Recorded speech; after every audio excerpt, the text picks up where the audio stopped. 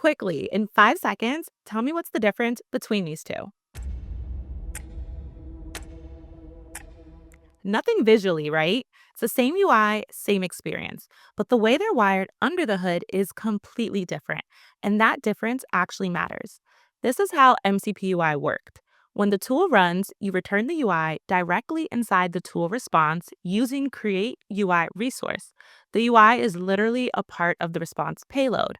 However, with MCP apps, that changes. I'm not returning the UI anymore. I'm returning a pointer to where the UI lives. The host, in this example, Goose, goes and fetches the UI separately, like a real web resource. That's the whole architectural shift. Inline UI versus referenced UI.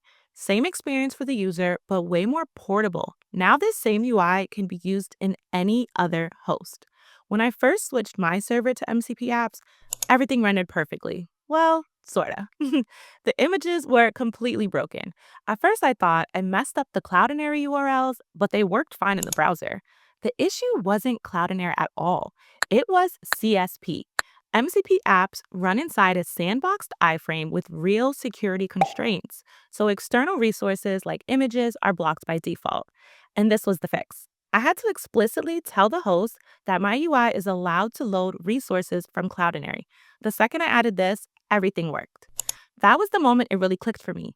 This isn't just UI anymore. This is real infrastructure with important security boundaries. MCP apps isn't about making UIs prettier, it's about making interactive UIs portable, secure, and standardized across agents. If you found this video helpful, don't forget to like and subscribe. Bye!